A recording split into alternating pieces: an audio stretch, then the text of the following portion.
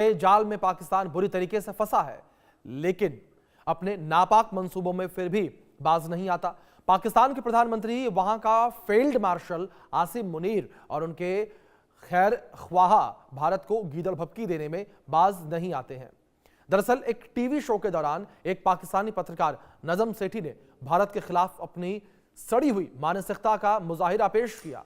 पाकिस्तानी पत्रकार नजम सेठी का कहना है कि पाकिस्तान के पास जो परमाणु बम है वो इस्लामिक बम नहीं है, ये एंटी इंडिया परमाणु बम है। पाकिस्तानी नेता और सेना के ये चेले भारत से पाकिस्तान को खतरा बता रहे हैं और किसी और से नहीं। दरअसल पाकिस्तान की ये सिर्फ कूटनीति नहीं बल्कि यह खतरनाक मानसिकता है। अब पाकिस्तान की इस खतरनाक सोच पर सवाल यही उठता है कि क्या पाकिस्तान खुद के लिए गड्ढा खोद रहा है? क्या पाकिस्तान खुद के सर्वनाश के लिए ही न्यूक्लियर बम तैयार कर रहा है? आज भारतीय सेना प्रमुख उपेंद्र द्विवेदी ने भी पाकिस्तान को सीधे सीधे वार्निंग दे दी है। ऑपरेशन सिंदूर अभी जारी है। अब सवाल यही है कि क्या 2026 में कोई चमत्कार होने वाला है? क्या 2026 में भगवान विष्णु के 10वां कल्कि अवतार होने वाला है? क्या पाकिस्तान का सर्वनाश अब कल्कि भगवान के हाथों होना तय है? ये एक बड़ा सवाल है और इसी सवाल को लेकर हम कुछ खास मेहमानों से चर्चा भी करेंगे और उनसे हम समझने की कोशिश करेंगे कि ग्रहों की चाल पाकिस्तान को लेकर क्या कहती है। पाकिस्तान की हरकत तो जाहिर तौर पर यही बताती है, यही दर्शाती है और उसके हालात भी यही बताते हैं कि पाकिस्तान जो है वो गर्त में जाता हुआ नजर आ रहा है और पाकिस्तान का सर्वनाश जो है वो कभी भी हो सकता है। इसी विषय पर बातचीत करने के लिए हमारे साथ आचार्य एच.एस. रावत जी जुड़े हैं जो कि ज्योतिषी हैं। और आचार्य जी, बहुत स्वागत है आपका सबसे पहले तो इंडिया न्यूज पर। और रावत जी, मैं सबसे पहला सवाल आपसे यहां पर यही करना चाहूंगा, जिस तरीके से बार बार कल्कि अवतार का जिक्र किया जा रहा है और ये कहा जा रहा है कि कल्कि अवतार होने से पाकिस्तान का सर्वनाश होगा, मैं आपसे जानना चाहूंगा कि क्या कुछ कहा गया है कल्कि अवतार को लेकर पुराणों में? अगर हम धार्मिक ग्रंथों को लेकर बात करें तो ग्रंथों में क्या जिक्र किया गया है कल्कि अवतार को लेकर? देखिए अभिषेक जी, हमारे पुराणों में कल के अवतार के बारे में कहा गया है कि जब जब धर्म की हानि होगी, जब जब अधर्म बहुत ज़्यादा बढ़ जाएगा, पाप ज़्यादा बढ़ जाएगा, राक्षस प्रवृत्ति के लोग इस पृथ्वी पर ज़्यादा बढ़ जाएंगे, दुराचार अत्याचार बहुत ज़्यादा बढ़ जाएगा, पानी की किल्लत होगी और जो मनुष्य है स्त्री पुरुष का साइज बहुत छोटा हो जाएगा। 6 से 7 साल के अंदर अगर स्त्री रजस्वला होगी, बच्चे होने शुरू हो जाएंगे, तो यहाँ पर कलयुग का प्रभाव सबसे ज़्यादा देखने को मिलेगा।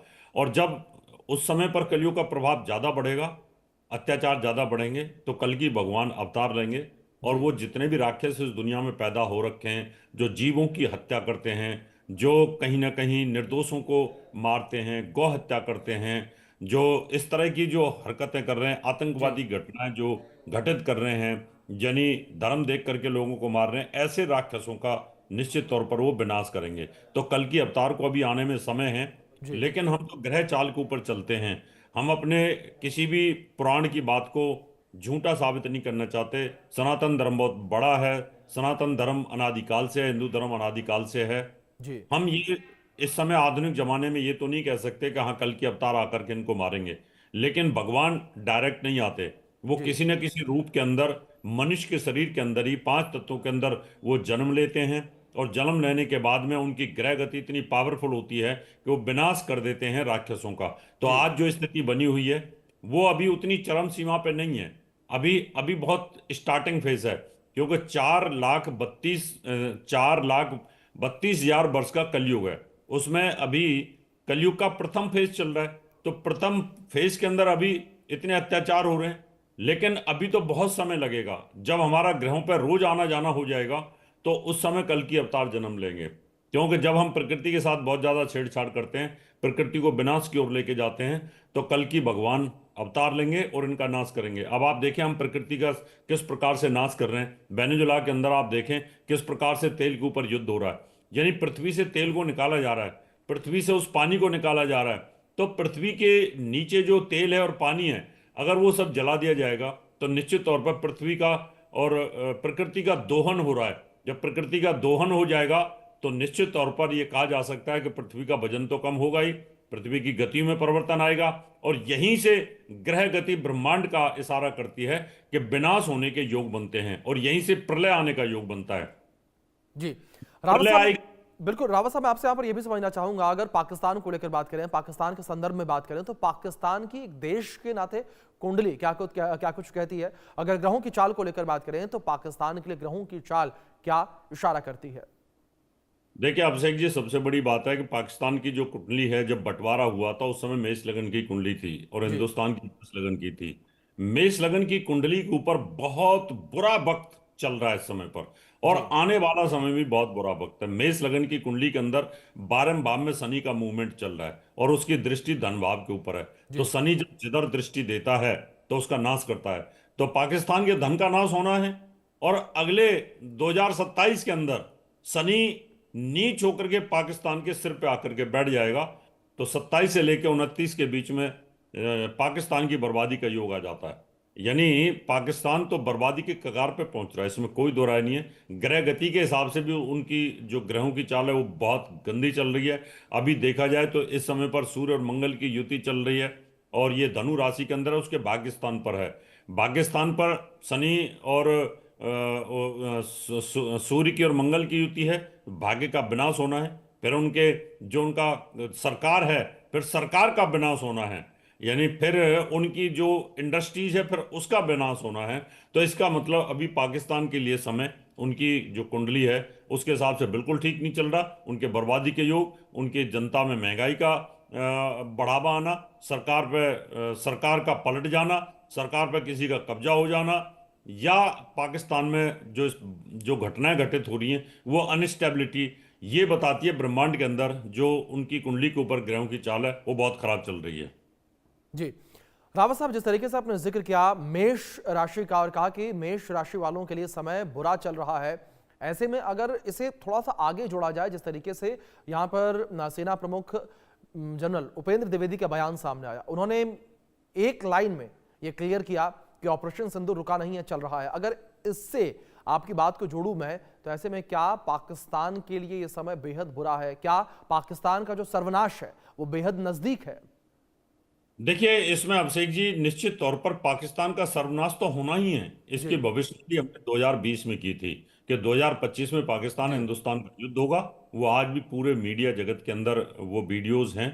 और हमने कहा 2026 की शुरुआत भी बहुत बुरी होने वाली है। ये ग्लोबली बहुत बुरी होने वाली है, ये तो मिडिल ईस्ट के लिए बहुत ज्यादा बुरा है। लेकिन पाकिस्तान की इंडिविजुअल कुंडली के ऊपर जो मेष लगन की कुंडली है उसके ऊपर बहुत बुरा वक्त आने वाला है, क्योंकि मेष लगन के अंदर तो शनि नीच का हो जाएगा, और जब शनि नीच का होता है तो तबाही करता है, और इनकी तबाही का योग चालू है।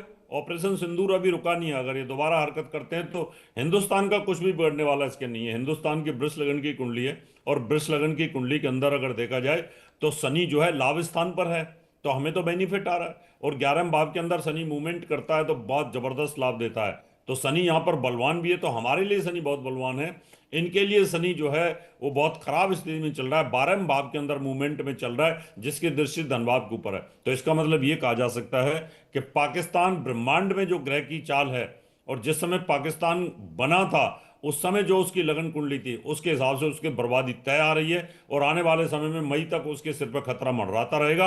अगर वो मई तक शांत रहता है तो बचाव हो सकता है। अगर इस बीच में उसने कोई भी इट बट की कुछ भी, तो निश्चित तौर पर कहीं ना कहीं ऑपरेशन सिंदूर उसका सर्वनाश कर देगा, इसमें कोई दो राय नहीं है। जी रावत साहब, जिस तरीके से तमाम चीजों का जिक्र यहां पर किया जा रहा है, कल के अवतार का भी जिक्र यहां पर किया जा रहा है, दूसरी ओर अगर पाकिस्तान को लेकर बात करें, जो पाकिस्तान के मौजूदा हालात बने हुए नजर आ रहे हैं, जिस तरीके से आपने जिक्र किया कि अगर पाकिस्तान शांत बैठता है तो ही बच पाएगा, लेकिन रावत साहब यहां पर पाकिस्तान शांत नहीं है। लगातार आतंकी गतिविधियों में पाकिस्तान शामिल है। जो आतंकी टेरर कैंप तबाह कर दिए गए थे उन्हें एक बार फिर से स्टैब्लिश करने की कोशिश कर रहा है।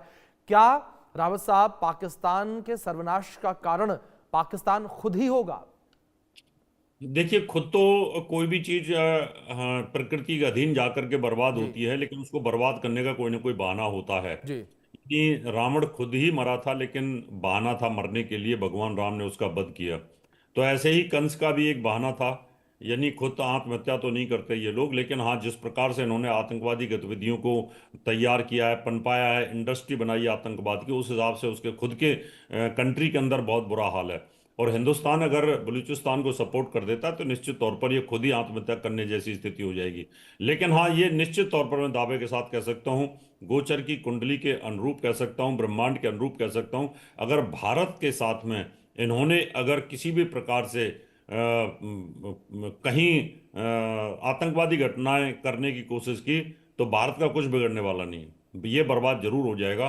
क्योंकि इसमें गृह युद्ध की स्थिति भी बनने के तैयार बन रही है, क्योंकि अगले 2.5 साल पाकिस्तान के लिए बहुत खराब है। अगर ये अगले 2.5 साल बच जाता तो बच जाएगा, नहीं तो ये देश टूट जाएगा, जी बर्बाद हो जाएगा, खत्म हो जाएगा। इनकी कुंडली के ऊपर जैसे ग्रहों की चाल आ रही है। रही जी हिंदुस्तान की बात, हिंदुस्तान का जो हमारा प्रधानमंत्री है उसकी तो कुंडली बड़ी पावरफुल है, और जी भारत की कुंडली स्वयं की भी बहुत पावरफुल है। जी जब देश के प्रधानमंत्री की कुंडली पावरफुल होती है और देश की कुंडली भी पावरफुल होती है तो उसको कोई कुछ नहीं बिगाड़ सकता। बिल्कुल एक बिल्कुल हो रावत साहब, जाहिर तौर पर जिस तरीके से आपने जिक्र किया कि भारत और भारत का नेतृत्व करने वाले प्रधानमंत्री नरेंद्र मोदी की कुंडली काफी ज्यादा पावरफुल है।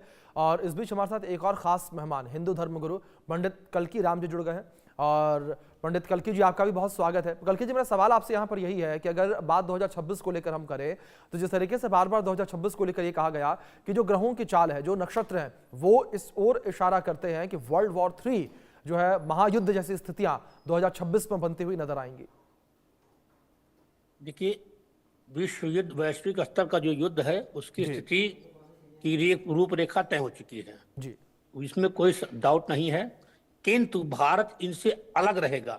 जी भारत अपनी प्रवृत्ति धैर्य के साथ आगे बढ़ेगा, क्योंकि वर्ष 2026 के राजा बृहस्पति और मंत्री सेनापति मंगल हैं, और दोनों अपने आप में पूर्ण ग्रह हैं। बृहस्पति जो ज्ञान, धैर्य, यश, कीर्ति के दायक हैं, वहीं सेनापति मंगल जो उग्र स्वभाव वाले हैं।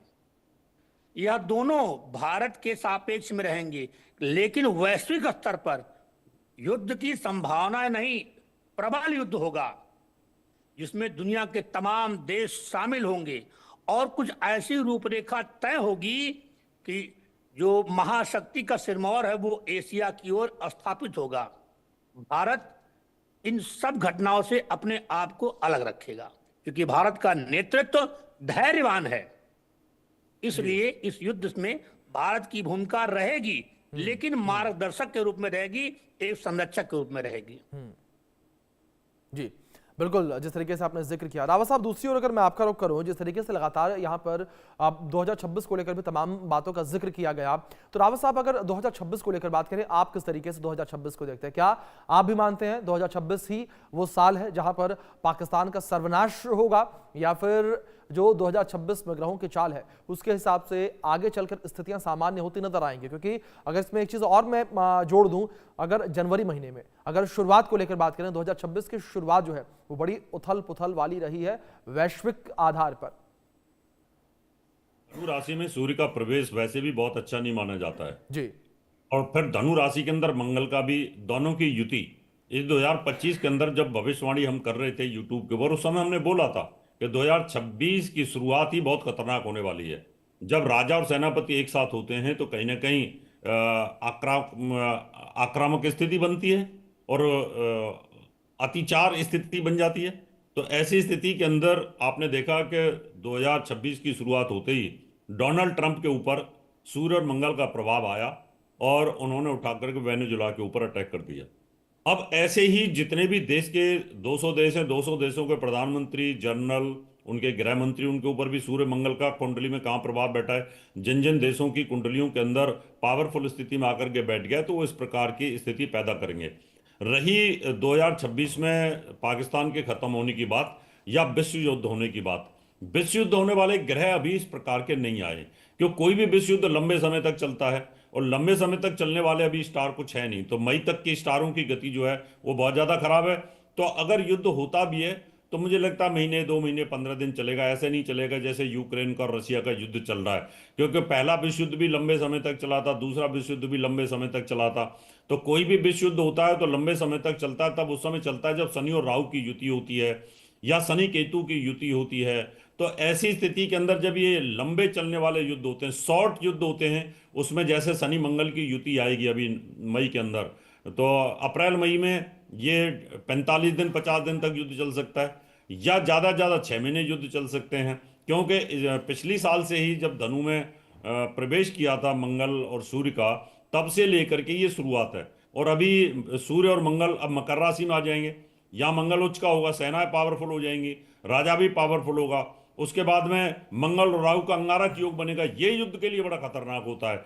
तो यहाँ पर इसका मतलब मैं कहूँगा फरवरी मार्च में जो स्थितियां वो विस्फोटक हो सकती हैं और ये बढ़ सकती हैं। और फिर मंगल और शनि की जब राजा सेना और जब प्रजा आमने सामने होती है, तब युद्ध की स्थिति और ज्यादा खतरनाक बन जाती है। तो वो शनि और मंगल की युति होगी तो उस समय सेना और कहीं ना कहीं प्रजा आमने सामने होगी, जैसे ईरान के अंदर हो रखा है।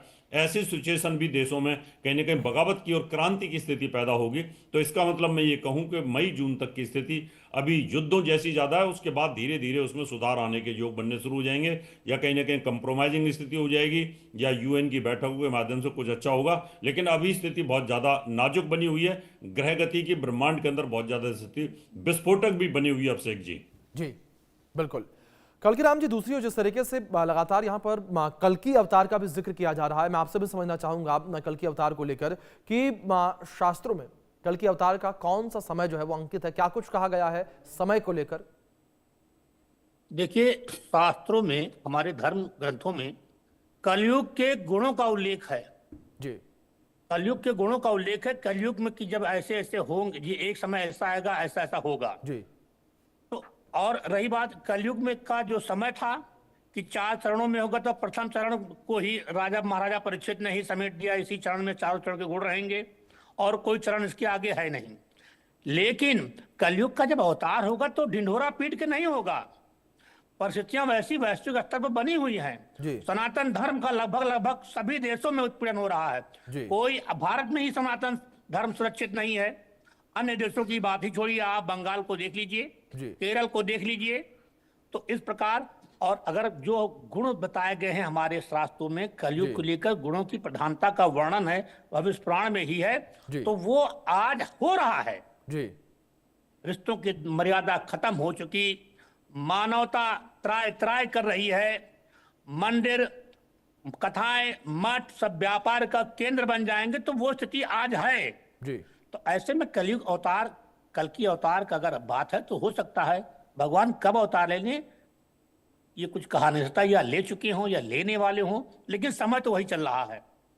गुणों के आधार पर अगर हम अपने ग्रंथों का अवलोकन करें तो गुण जो बताए गए हैं वो वर्तमान में हम उससे बहुत आगे निकल चुके हैं। जी, जी। रावत साहब, दूसरी ओर जिस तरीके से आपने भी जिक्र किया कलयुग का, कि कलयुग का समय निर्धारित है इतने समय तक जो है 4.5 लाख वर्ष का, जिस तरीके से आपने जिक्र किया कि 4.5 लाख वर्ष तक कलयुग रहेगा और उसके बाद कल्कि भगवान का अवतार होगा। लेकिन मैं आपसे यहाँ पर यह समझना चाहूंगा रावत साहब, क्या कहीं शास्त्रों में इस बात का भी जिक्र किया गया है कि जब अधर्म चरम पर पहुंच जाएगा और जो कलयुग है वो समाप्त होने से पहले ही क्या भगवान जो है वो अवतरित हो सकते हैं? क्या सर्वनाश यहाँ पर जो लोग इस तरीके से लगातार विरोध कर रहे हैं, अराजकता फैला रहे हैं और कलयुग को और प्रभावशाली बना रहे हैं, उसका करेंगे? देखिए अभिषेक जी, शास्त्र जो हमारे कहते हैं, ये कहते हैं कि त्रेता युग के अंतिम जो चरण था उसमें भगवान राम और रावण का युद्ध हुआ, और जी। रावण का जो अत्याचार था उससे त्राह त्राह मचा रखी थी त्रेता जी, युग के अंदर। जी, तो भगवान राम ने उनका वध किया और उसके बाद में त्रेता युग की समाप्ति हो जाती है और फिर द्वापर युग की शुरुआत होती है। द्वापर युग में भी आप देखें कि 8,64,000 वर्ष का द्वापर युग था, और उसमें भी अंतिम चरण में आप देखें भगवान कृष्ण ने कंस के अत्याचारों को खत्म करने के लिए, और बहुत सारे जरासंध जैसे जो लोग राजा थे और बहुत सारे राक्षस पैदा हुए थे, उस समय महाभारत हुआ, अत्याचार बहुत बढ़ चुका था, पाप बहुत जी। बढ़ चुका था, अधर्म बहुत बढ़ चुका था, दुर्योधन का अधर्म बहुत बढ़ चुका था। तो उस समय भगवान कृष्ण ने जब जन्म लिया तो उस समय द्वापर का अंतिम फेज था, जी। और द्वापर के अंतिम फेज के बाद में उसके बाद में कलयुग की शुरुआत हुई। तो अब कलयुग चल रहा है, कलयुग का प्रथम चरण चल रहा है और 4,32,000 वर्ष का ये है। इसमें अभी 5300 वर्ष ही निकले हैं। इसका मतलब अभी तो बहुत समय है और पूरे के पूरे 4 लाख वर्ष से भी बिल्कुल ज्यादा रावत साहब, अभी तो बहुत समय बाकी है, लेकिन इस समय में और क्या कुछ देखना होगा, क्या कुछ परिस्थितियां बनती हुई नजर आएंगी, वो अब देखने वाली बात होगी। फिलहाल आप दोनों